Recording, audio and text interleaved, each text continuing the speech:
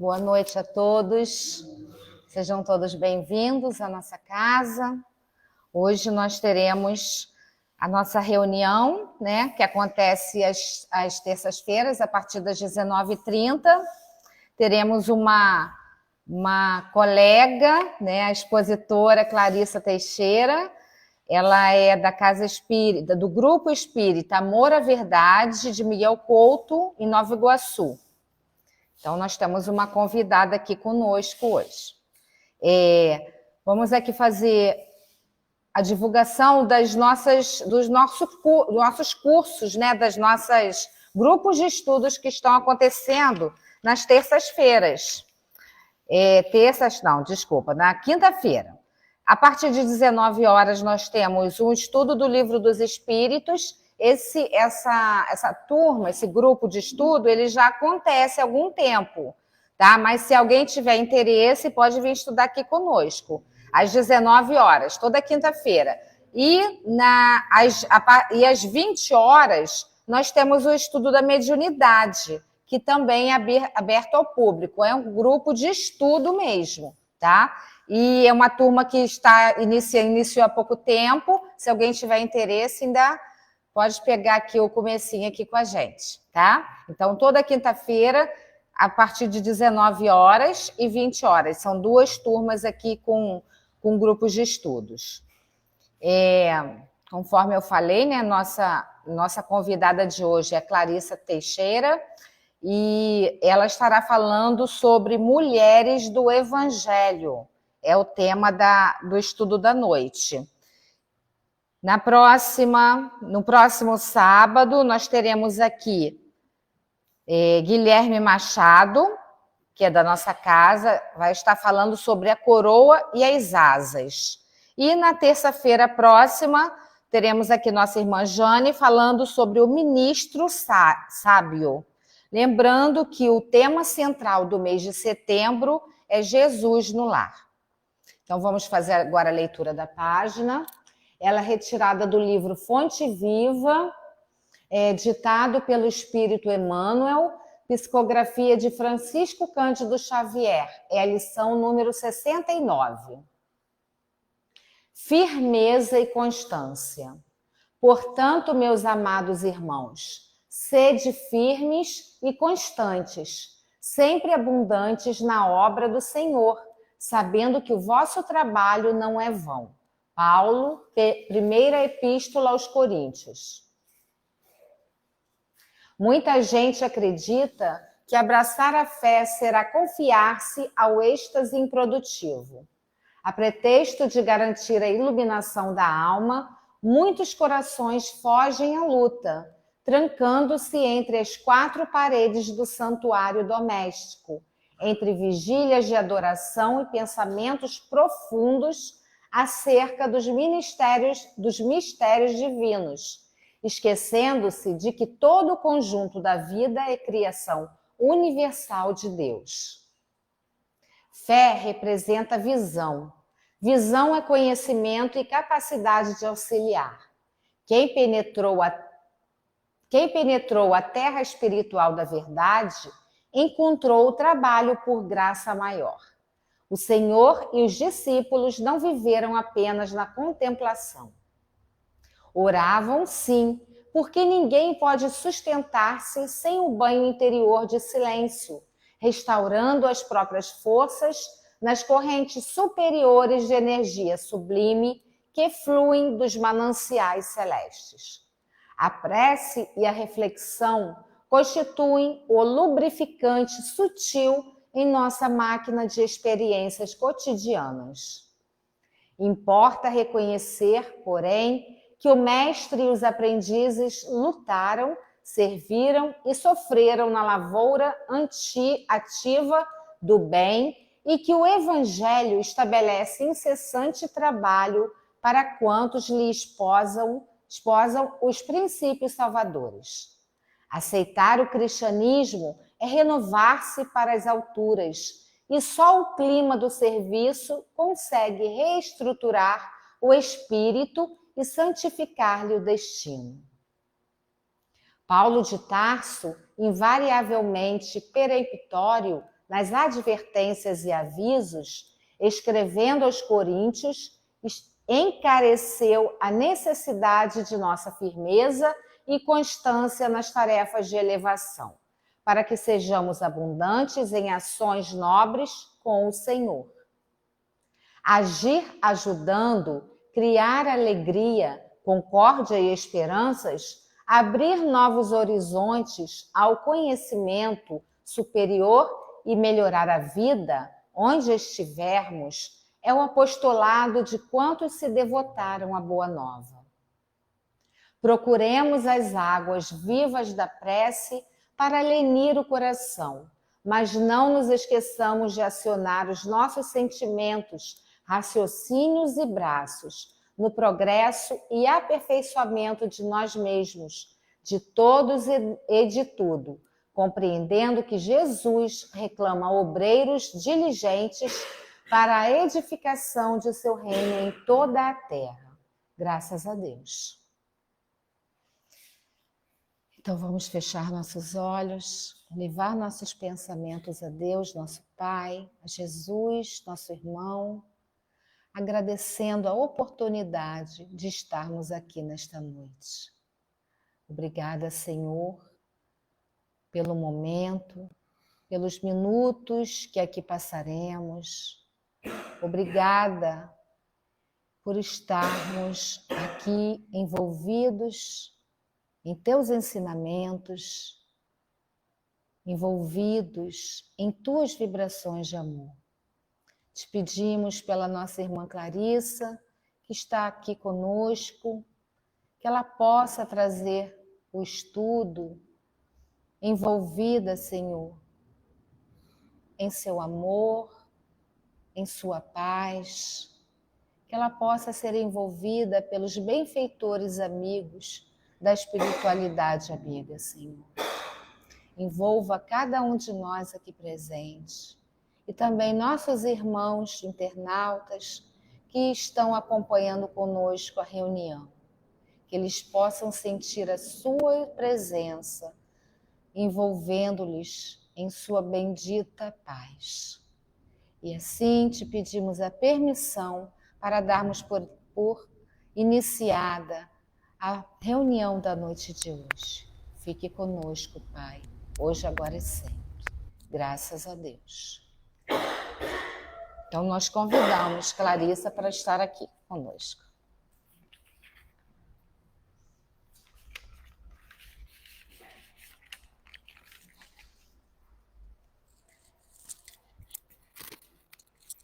Oi. Fazer um teste? Tá saindo? Tá ok? Tá. Que chique.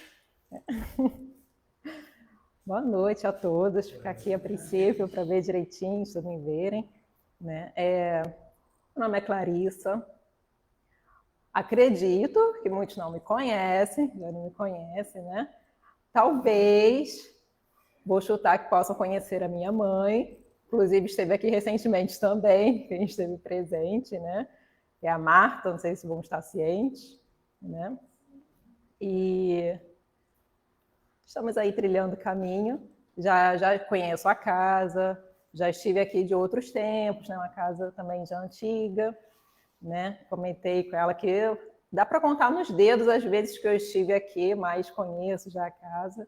Já tive a oportunidade de estar aqui, porém, primeira vez estou tendo a oportunidade de aplicar um estudo aqui juntos, né?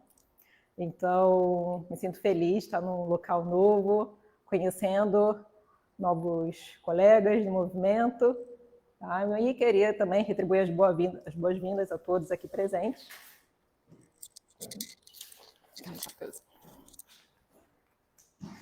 E o assunto que me trouxe até aqui hoje, por acaso, nem é um assunto muito simples, né, de se conversar, aquele que a gente comenta todo dia, aquele que a gente comenta sempre no nosso culto no lar, nos estudos. Estou aqui convidada a primeira vez para tratar até de um assunto que, inclusive, era novo para mim também, né, do qual eu nunca exatamente me debrucei, né, acima, assim, com mais assiduidade e tal, mas que quando surgiu o tema me animou bastante. E aí a primeira impressão que eu tive, né, a gente estava a falar sobre as mulheres do Evangelho, a primeira impressão que eu tive foi a seguinte: ainda é necessário a gente destacar este tema para ser falado. Ou seja, não sei se já existe o tema os homens do Evangelho, as crianças do Evangelho, os idosos do Evangelho, né? Existe ainda a necessidade de se destacar a temática para a gente conversar.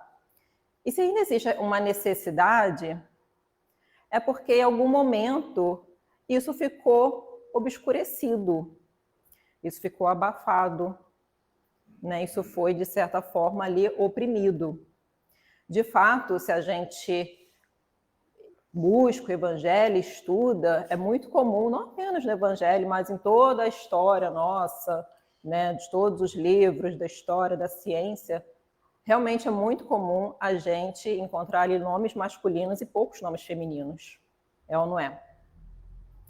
Muitos nomes masculinos a gente conhece. Dentro do Evangelho, se pergunta, me diz aí nomes do Evangelho, quem estava com Jesus? De repente, vão pipocar alguns nomes masculinos. Né? Mas existiam ou não existiam também mulheres de antigamente, do passado? Muito, né? E onde elas estavam, fazendo o quê? Por que elas não contam ali, né, nos livros, nas histórias? Por que não tem os nomes femininos? A gente sabe todo o contexto social até que a gente se encontra hoje em dia, né? Alguns contextos que existem aí algumas diferenças, né? Ainda entre gêneros e tudo mais. Se hoje em dia, já num período de modernidade, de tecnologia, a gente ainda encontra essas disparidades, que dirá então no passado, antigamente, era muito mais intenso, era inclusive permitido, muito mais permitido, né? Então, as mulheres sempre existiram e sempre fizeram parte de toda a história, de tudo que foi acontecendo, todas as descobertas, de uma questão de acontecimentos históricos. Elas estiveram ali, porém não foram citadas, muito por conta de não haver essa voz ainda, esse direito à voz. Mas aí a gente pode vir a pensar assim, enquanto espíritas, né? Mas se a gente é espírito imortal, a gente tem, né, diversas reencarnações, diversas existências. Se entre essas existências a gente reencarna, ora no corpo masculino, ora no corpo feminino, conforme as necessidades que a gente estiver precisando. Se existe, né, se ao desencarne a gente vai para um plano espiritual, fica um tempo na erraticidade, toma consciência do ser, por que isso ainda se arrasta demais, né, ao longo do tempo, de modo que a gente ainda vive isso nos dias de hoje, presencia, né, essas diferenças no dia de hoje? A gente não carrega, então, não vem carregando esse conhecimento do espírito para desfazer, né, essas discordâncias? A gente pode se questionar, onde que está, então, o conhecimento do espírito imortal, que não iguala, né, que não trata de igual para igual a todos? E aí, em cima desse pensamento, a gente vai pensar mais a fundo o quê? Hoje, a gente pode considerar que no estágio que nós estamos hoje, a gente está começando a adquirir consciência, numa maioria, claro, né? Considerando maioria, não generalizando totalmente. A gente tem o conhecimento, já foi trazido para nós, realmente a gente dispõe então do conhecimento dos amigos espirituais, né? De que a gente está num planeta de provas e expiações. A gente possui conhecimento da espiritualidade sobre uma série de coisas. Entre elas, o estágio do planeta que a gente está, que é de provas e expiações. Então, a gente sabe que a gente está habitando um planeta ainda de nível inferior. A gente não está mais primitivo, mas vamos considerar assim, os estágios são infinitos, né? O universo é infinito, mas resumidamente para a gente, como se fosse o segundo estágio. Então a gente está no estágio inferior. Não tanto, mas ainda é. Então a gente está adquirindo consciência agora, mais agora.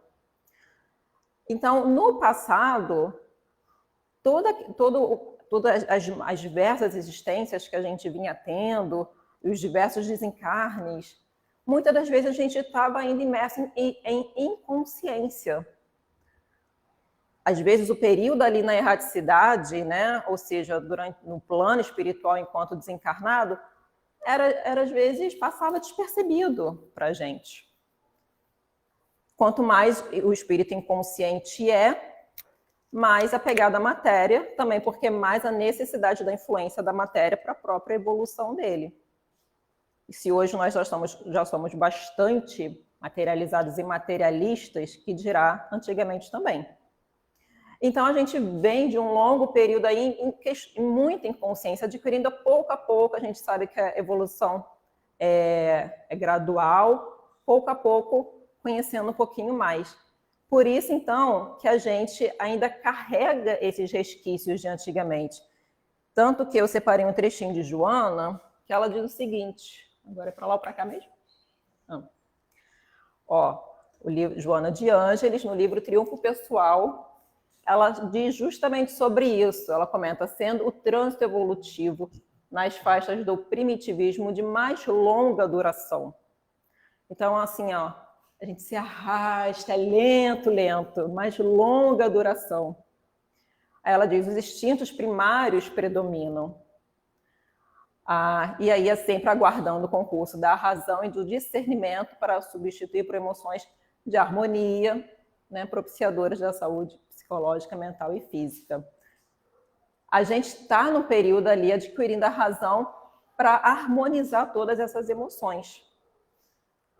Por que a gente está colocando isso antes, né, da gente entrar na temática? Para a gente compreender por que a gente ainda precisa separar, caramba, onde estiveram as mulheres do Evangelho, que é o nosso tema. O que elas estavam fazendo? Por que tem poucos nomes ali do Evangelho de mulheres? Nem são tão poucos, são muitos. Mas, em comparação aos nomes masculinos, são poucos, não é? Então, a gente vai compreender o estágio que a gente está, que justifica essa situação.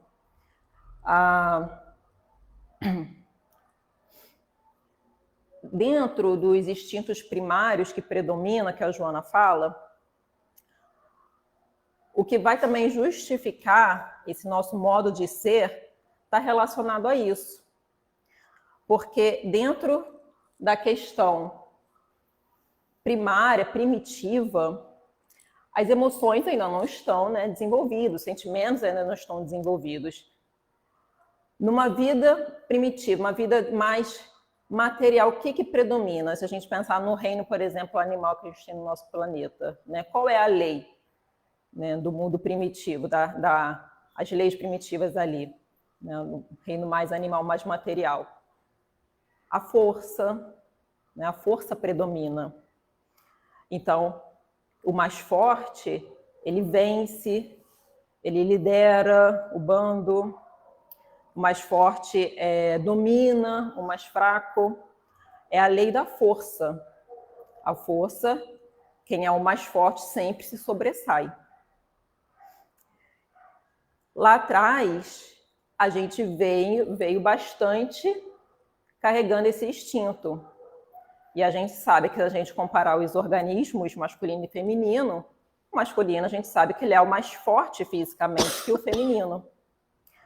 Então, mesmo já na forma humana, né, espíritos já portados de racionalidade e inteligência, o instinto fica ali predominando, o primitivismo, a longa duração, aquilo fica forte ainda atuando. A gente vai se desfazendo aos poucos.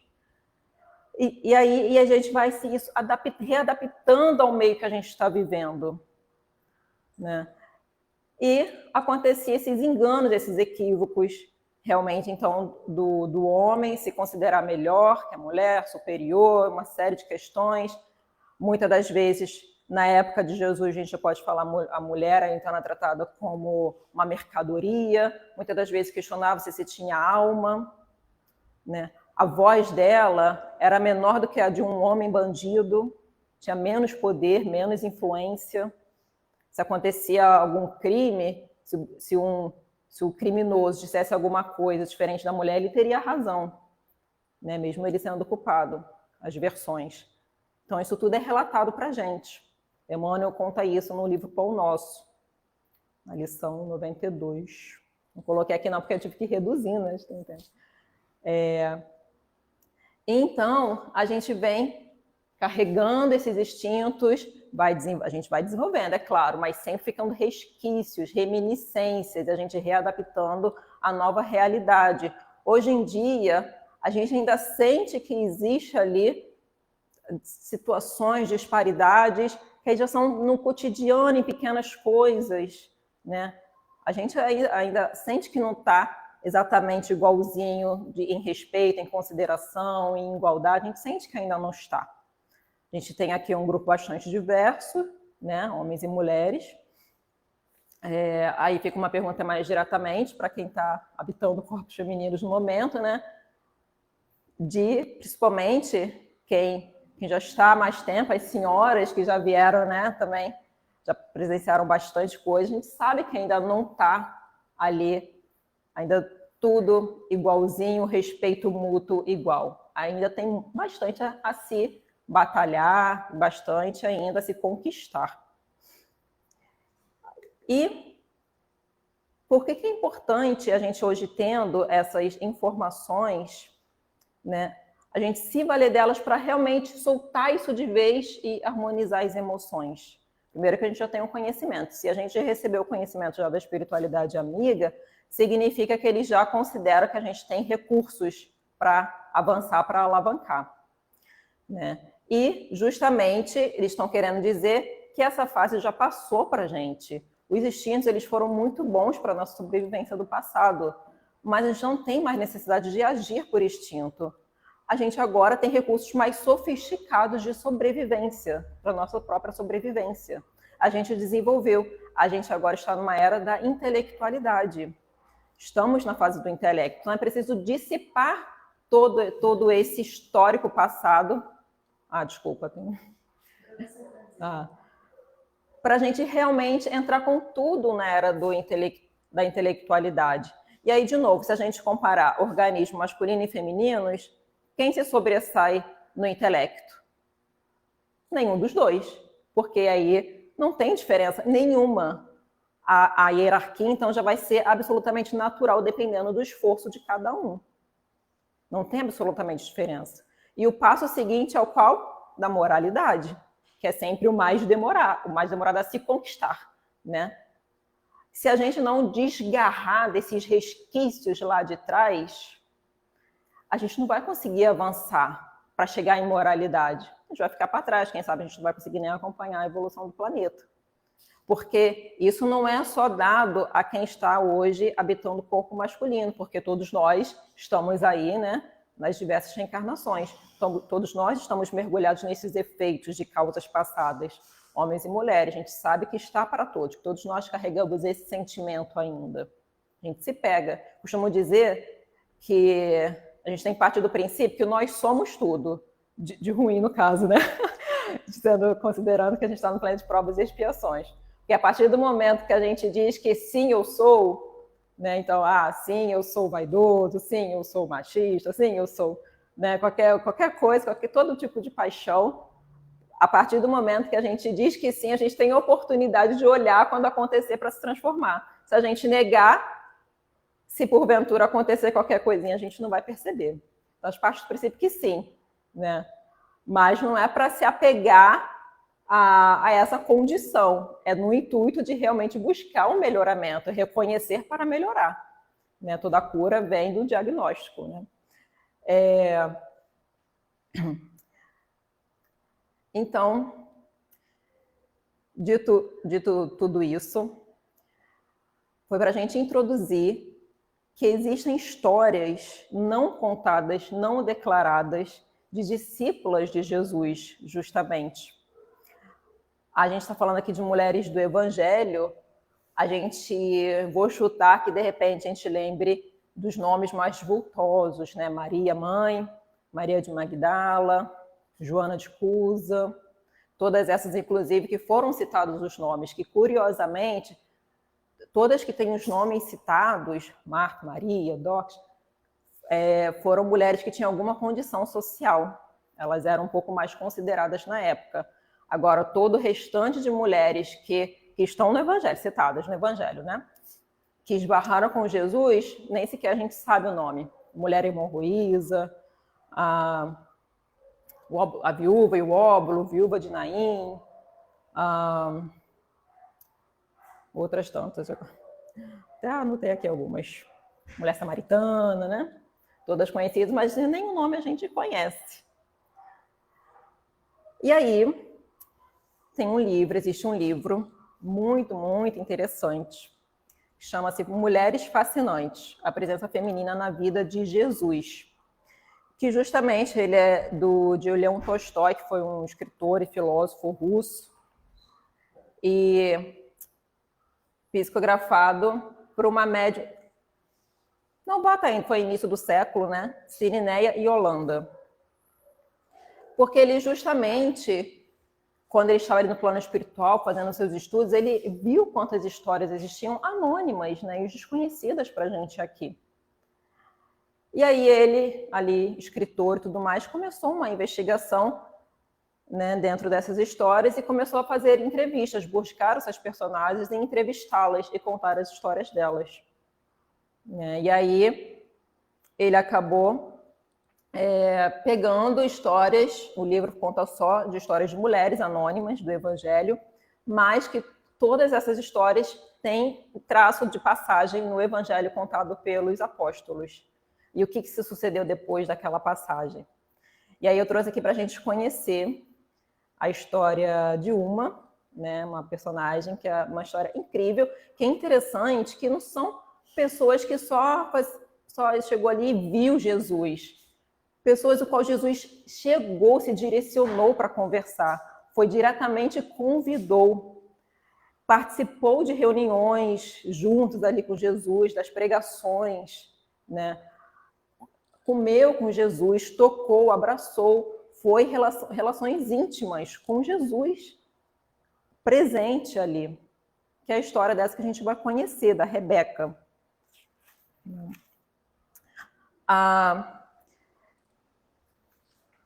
Deixa eu ver qual que está aqui. Tá, tinha umas perguntinhas, né? A gente estava falando da questão, comentei dos instintos e da força, né? Curiosamente, Kardec pergunta isso no Livro dos Espíritos, né? Que no capítulo ali da Direitos entre Homens e Mulheres, Kardec pergunta no 820, a fraqueza física da mulher não a coloca naturalmente sobre a dependência do homem? Sobre a dependência do homem? Kardec pensa sobre isso, você vê, né? Século XIX. E que os espíritos respondem, Deus a uns deu a força, olha aí, para protegerem o fraco e não para o escravizarem. A gente, ao longo do tempo, foi deturpando, né, a questão da força. E por que isso também? Porque a gente acaba se apegando às paixões inferiores, né, do domínio, do privilégio, das paixões ali de conseguir de ter tudo para si.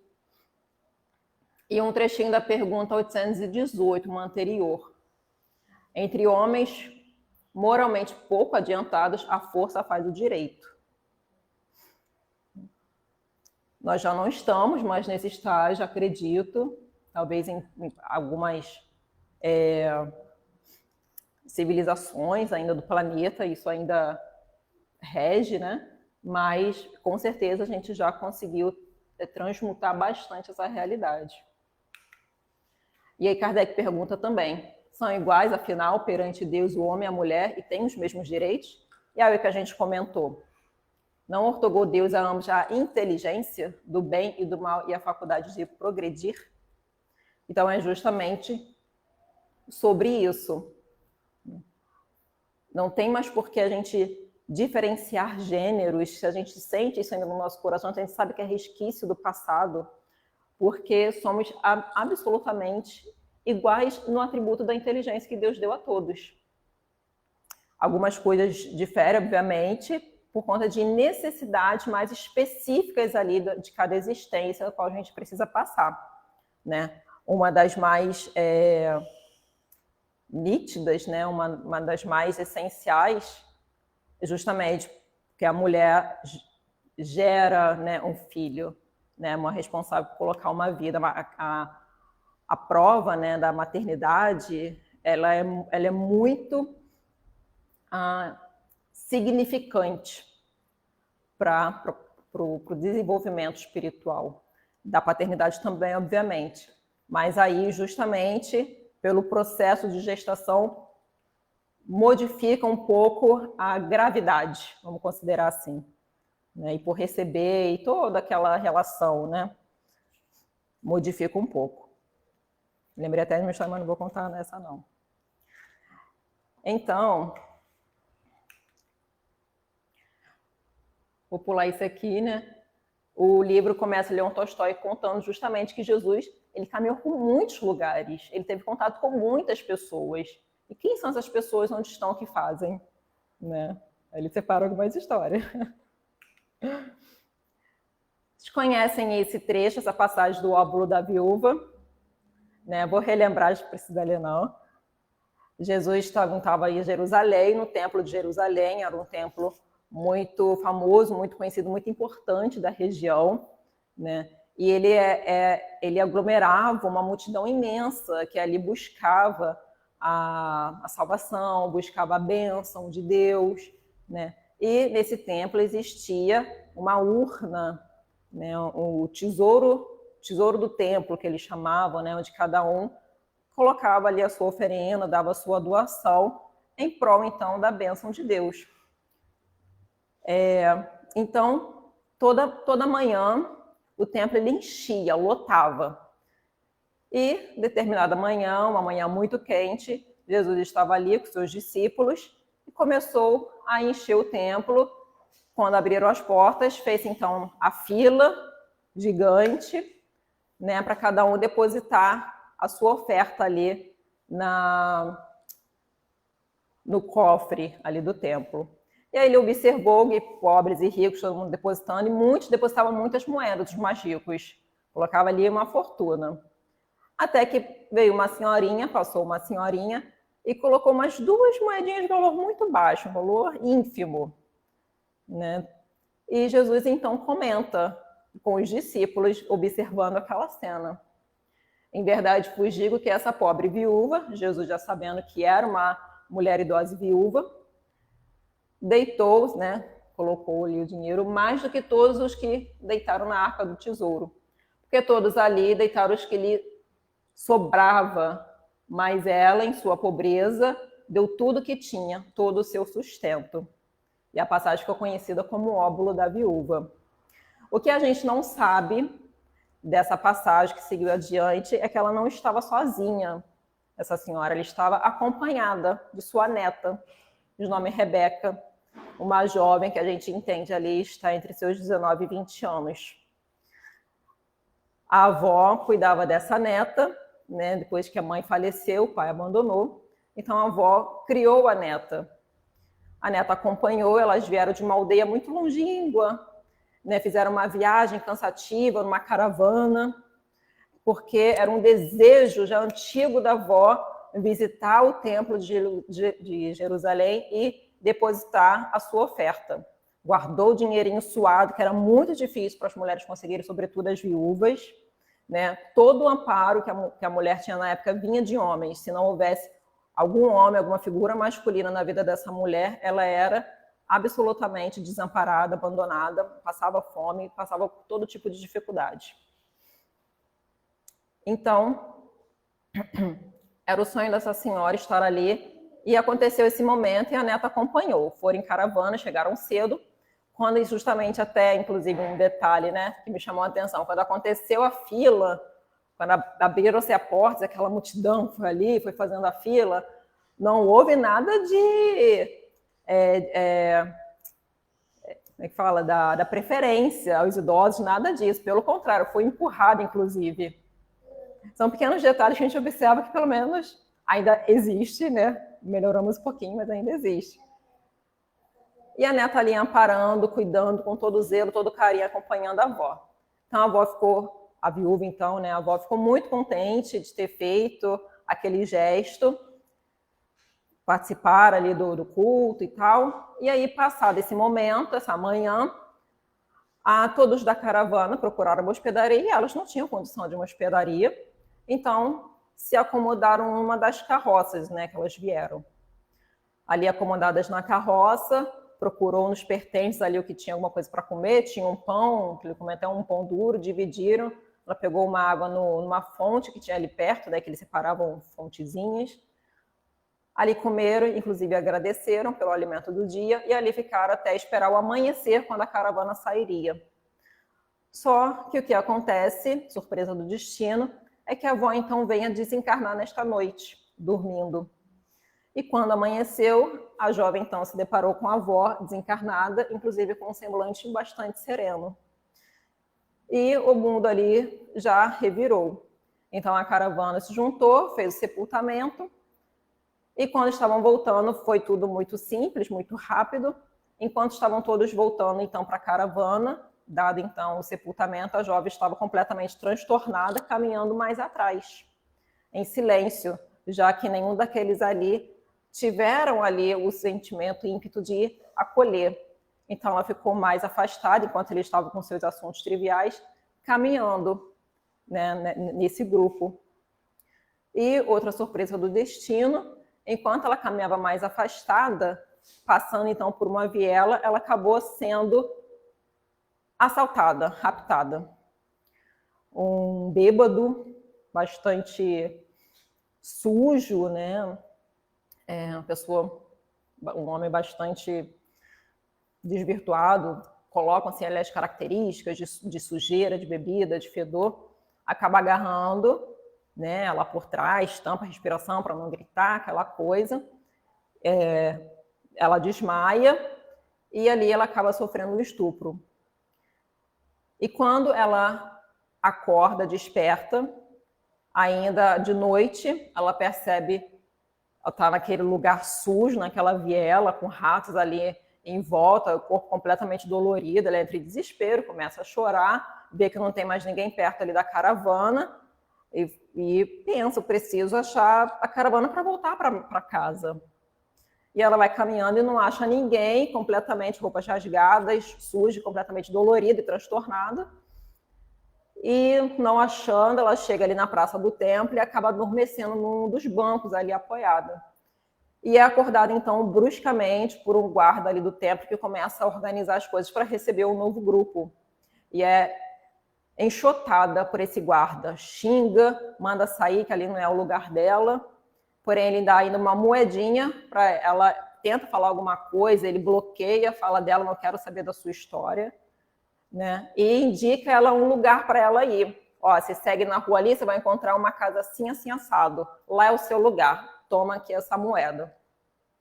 Com essa moedinha ela compra um pãozinho para ela comer, e ela muito mal olhada na rua, porque ela estava com as vestes todas sujas e rasgadas, né? Tava desgrenhada.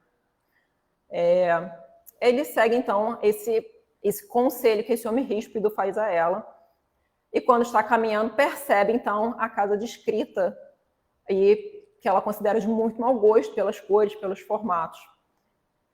Mas, quando chega lá, uma jovem senhora porta, muito emperequetada, né, adornos e uma roupa mais de cores, de tons mais intensos, a recebe e ela começa a comentar a sua história, né, tudo que ali aconteceu. A moça diz, aqui não é o seu lugar, você sabe onde você está? Você está no prostíbulo. Aqui não é o seu lugar, você precisa encontrar trabalho em outro lugar. Mas ela fica desesperada, mas como eu vou ficar na rua, não sei o quê. E realmente a senhora, então tocada, falou assim, o que eu estou a dizer? Uma jovem como você não vai sobreviver nas ruas. Mas eu sei que aqui não é o trabalho. E ela fala, então, posso cozinhar, lavar, fazer todos os trabalhos domésticos. A senhora, então, aceita, acolhe. E isso é muito interessante, porque Essa é uma outra senhora anônima, que foi de uma bondade ímpar com ela desde o momento que recebeu até a hora dela se despedir.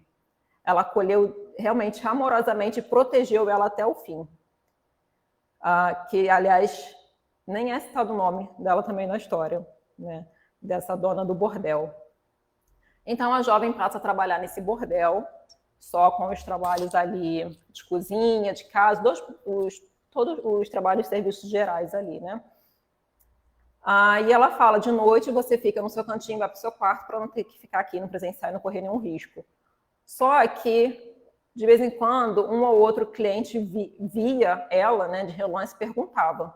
Então, ela começou a correr um certo risco. E aí, então, as outras meninas, todo mundo tiveram a ideia dela ficar coberta com um véu, enquanto tiver a noite ali. E então, ela passou a ser a menina do véu negro. Na rua, ela saía com um véu para não ser assediada, e estava sempre ali, às vezes, ela, nos trabalhos do bordel, precisava sair para servir, e sempre com véu negro, e inventava uma história de que ela se queimou muito feia, muito seriamente, que estava muito feia, né, com queimaduras por todo o corpo. E então, ela não foi incomodada. Então, ela virou a moça do véu negro.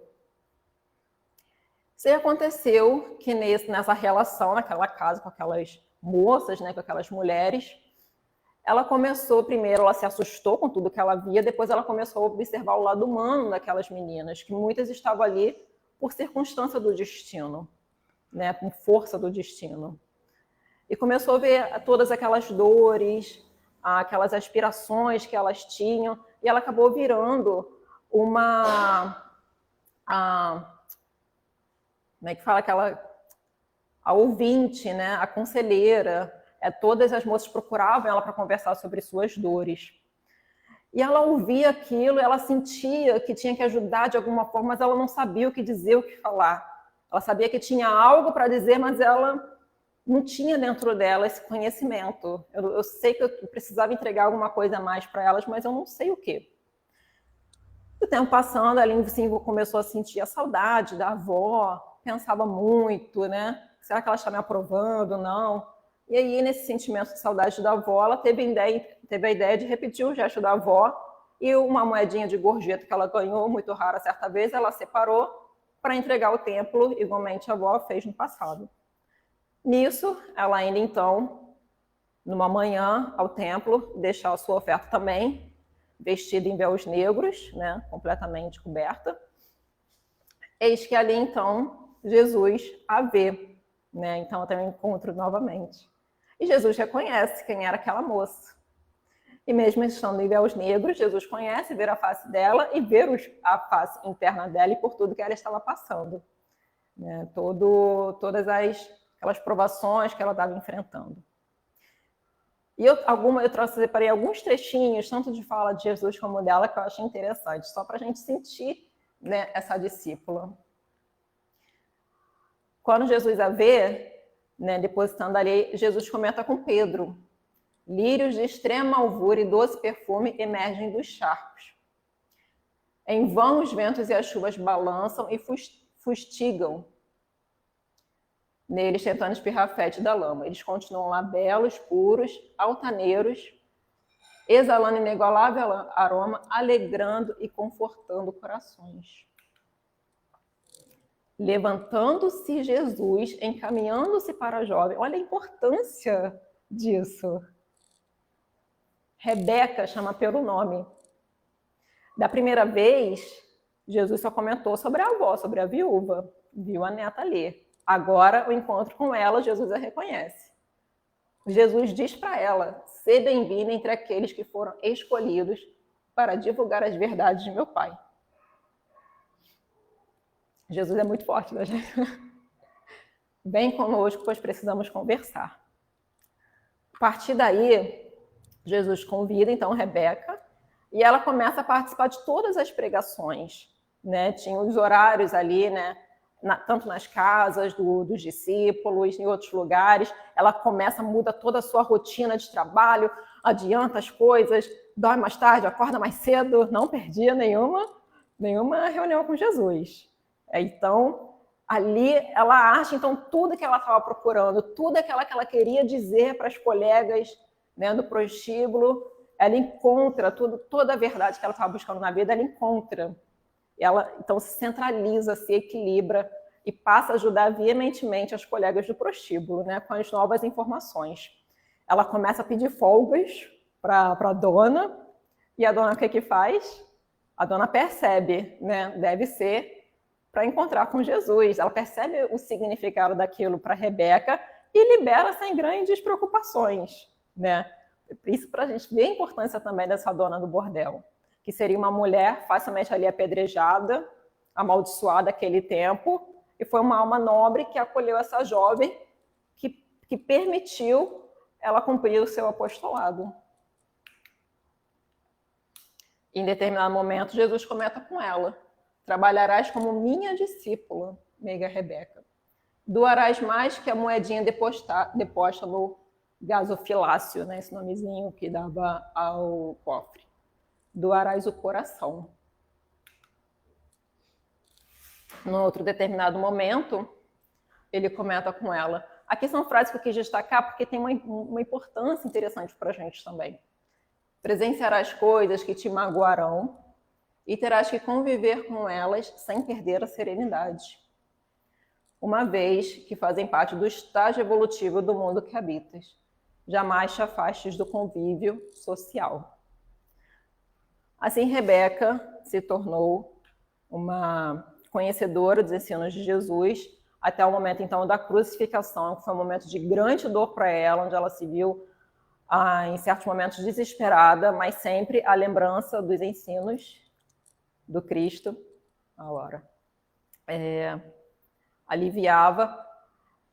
E os 3 dias após a crucificação, quando o bordel estava muito cheio ali de soldados romanos, ela escuta sobre a ressurreição, e da boca dessa pessoa que ela escuta, ela justamente encontra o seu par romântico, o seu par amoroso, né? Então, era um soldado romano, porém era um homem mais sensível, mais bondoso, desenvolve toda a história, eles vêm a se casar, eles vêm a se mudar para Roma.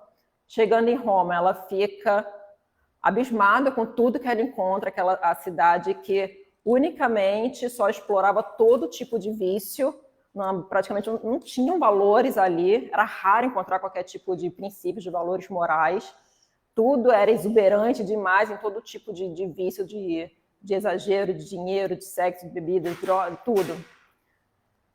E ela começa a questionar: o que eu vou fazer aqui? Como é que eu vou vivenciar Jesus nesse lugar? E sempre quando ela se pegava assim, aflita, uma voz vinha acalmar: paciência, vai chegar um momento. Então ela descansa no Senhor, sabendo que ela era uma simples serva que estava ali a serviço, que esse serviço ia acontecer de alguma forma ou de outra. E de fato, eles comentam como uma luz que atrai, né, os insetozinhos, algumas pessoas mais aflitas, mais carentes, porque ela percebe que existe uma desigualdade social também abismal, começa a procurar a ela, né, uma atração natural, pedindo ajuda. Então ela realmente começa a ajudar com o que ela pode ali. Ela acaba ficando rica com o marido, né, um senador romano, e então com remédios, roupas, todos bens materiais, e sempre levando o evangelho de Jesus, ensinando sem nunca dizer o nome de Jesus, porque o marido também não aceitava, sempre em respeito ao marido. Nunca disse o nome de Jesus, mas ensinava o evangelho todo. Até que aconteceram as perseguições mais árduas, né, ali aos cristãos, né, aquele período de Nero, que foi aquela chacina total aos cristãos. E aí ela, muito protegida no seu palácio ali de mulher, então Patrícia, ela começa a se sentir indigna, né, enquanto serva do Senhor, porque tantos cristãos estavam ali provando, estava ali se entregando, né, me fugiu a palavra, provando a sua crença, ali, a sua fé, né, provando a sua fé, e ela ali protegida, sem sofrer nenhum mal. E sempre vinha uma voz: paciência, porque é necessário se continuar ajudando. E essa voz, que ela sempre escutava ali, né, na consciência. Deixa eu ver se... na alma. É esse aqui mesmo, eu acho. Não, isso aqui é um que ela comenta com o marido, né? Sobre os sacrifícios que ela fez, das vaidades, dos orgulhos. E ela comenta, né? As vitórias são anônimas e nem sempre compreendidas por quem está observando. Essa voz, né? Que ela sempre ouvia, comenta com ela. Você acha pouco que você faz amparando os pequeninos? Aos sentidos materiais, toda exterioridade reluz. Então, atos heróicos, do ponto de vista mundano, se sobressaem, ofuscando a grandeza das rotineiras e preciosas tarefas, anonimamente levadas a cabo durante inteiras existências, desconhecidas até por quem está fazendo, pela humildade e inconsciência. Eu, porém, afirmo, estas detêm valor e honra superiores a muitos feitos considerados pelo mundo, pois que alicerçadas em renúncia e verdadeiro amor. Porém, o momento dela chega, né? O marido, também muito transtornado com tudo que ele via, ele vai conversar com Nero numa esperança de modificar aquela realidade, acaba sendo preso. Na prisão, ele conhece Paulo de Tarso, que acaba o convertendo, né? Ele só fala, bem, estamos esperando, estão nos esperando. Então, Paulo ele fazia as pregações com os presos cristãos ali, né, nas masmorras. E no grupo ali em que Paulo está, junto com o marido, né, romano, ele encontra também a Rebeca presa. Né, ele se culpa tal, mas chegou o momento dela, ela realmente é levada aos circos, né, desencarna através de uma fera, de um leão, também não sente nada, já logo se vê junto da avó, sorridente, remoçada. O marido fica muito desesperado, mas Paulo convence de que ele não era o culpado, e Rebeca diz para ele continuar os trabalhos com os filhos, que eles tinham então 3 filhos. E o marido, então, quando é solto da prisão, primeiro ele se rebaixa a Nero, né, ele não bate de frente, e voltando para casa, pega os filhos, se mudam, né, saem, né, cobertos, disfarçados, né, fogem da cidade, vão para uma cidade bem distante, que ele diz lá no Oriente, e chegando nessa cidade, então, não tinha... Eles verem que é um campo muito fértil ali para a doutrina, ele descobre que os filhos são cristãos também, influenciados pela mãe. Os filhos até perguntam se eu tá chateado. Né? Então, ele acaba realmente se convertendo. E, então, o homem maduro, os 3 filhos jovens, né, os 3 homens, acabam fundando uma igreja nessa cidade nova que eles estavam, eles não tinham nada, não por eles mesmos, influenciados diretamente pela Rebeca desencarnada, que segue acompanhando eles ali, guiando todo o trabalho. Né? Então, ela funda a casa no plano espiritual para eles fundarem ali a casa, né, a igreja, né, na matéria, e eles, então, espalham ali o evangelho naquela região que ainda era desconhecida, né? Também com suas mulheres, seus filhos e toda a população. Então, essa história de Rebeca. Tinha outra história aqui, mas a gente tem um tempo que eu até extrapolei 5 minutos. Tá? Eu acho que não vai dar mais para a gente conversar. Só vou comentar aqui. No livro Boa Nova tem alguns capítulos que falam sobre as mulheres. Tem uma Mulher e a Ressurreição, onde Jesus desfila coisas maravilhosas falando sobre a mulher e o evangelho. Esse livro, inclusive, eu costumo dizer que é o remédio forte. Tem aquele remédio forte, aquela dorzinha, esse aqui é para quando tiver aquela dor forte. Isso aqui é para quando tiver aquela angústia forte que nada passa, isso aqui é o remédio forte. Boa Nova, eu amo muito esse livro, A Mulher e a Ressurreição, capítulo 22. Jesus fala belíssimamente sobre o papel das mulheres. Né? Eu vou ler só um dos trechos para a gente finalizar, que ele comenta aqui, que é lindíssimo. Todos são muito lindos. Né? Ele comenta, Pedro estava, só me contextualizando, Pedro estava muito incomodado da relação de Jesus com as mulheres, porque ele juntava todas ali, de tudo quanto é tipo de vida, né? E Jesus ensina a Pedro, né, algumas verdades. Jesus comenta o seguinte: até as mulheres mais desventuradas ainda possuem no coração o germe divino para a redenção da humanidade inteira. Em outro momento, será ainda a mulher que buscaremos confiar a missão mais sublime na construção evangélica dentro dos corações, no supremo esforço de iluminar o mundo. Então, o feminino ele tenha, de repente, uma oportunidade, um privilégio de ter uma sensibilidade maior, mas a gente sabe que isso é para todos, como a gente viu no livro dos Espíritos, né? Cabe ao esforço de cada um, mas que nós que hoje estamos, né, encarnados em corpos femininos, que a gente abrace também essa missão e que, claro, quem está encarnando em corpos masculinos, obviamente, são sempre muito bem-vindos a beber desse cálice, que eu sinto que é um cálice cheio de amor, querendo transbordar, que existe dentro de cada mulher, né? Precisa de espaço para transbordar. E quem gera esse espaço é o grupo todo, né?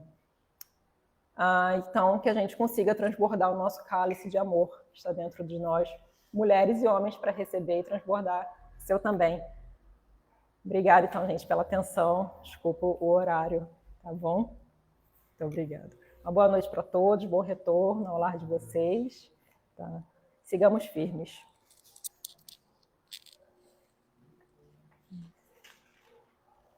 Ai, meu Deus. Tem vários papéis. Mais.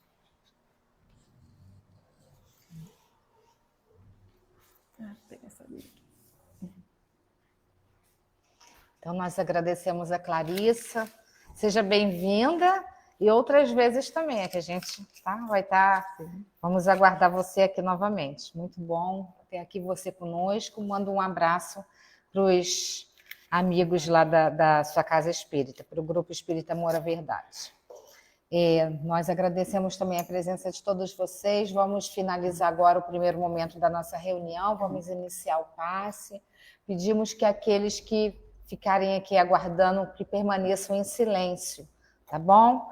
Para a gente se concentrar, que a gente possa se concentrar e refletir sobre tudo que a Clarissa trouxe aqui para nós enquanto nós estivermos aqui aguardando, aqui no salão. Então, vamos finalizando, agradecendo a Deus pela oportunidade bendita, Senhor, de estarmos aqui nesta noite, podermos aprender um pouco mais da doutrina, podermos estar aqui refletindo sobre tudo que a nossa irmã nos trouxe esta noite. Mais uma vez, obrigada pela oportunidade, obrigada pela paz que nos envolve nesse instante. Abençoa cada um de nós, abençoe todos os trabalhadores, Senhor, da doutrina dos Espíritos.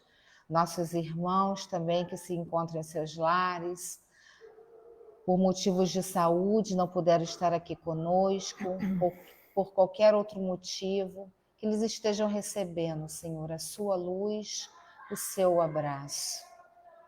Obrigada por esta casa que nos acolhe, que nos traz os ensinamentos,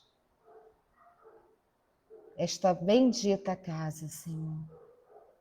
Que possamos estar sempre vigilantes, atentos aos nossos pensamentos, às nossas atitudes. Que possamos voltar para os nossos lares em segurança, levando tudo que aqui recebemos. E assim te pedimos a permissão para darmos por encerrada a reunião da noite de hoje. Fique conosco, hoje, agora e sempre. Graças a Deus.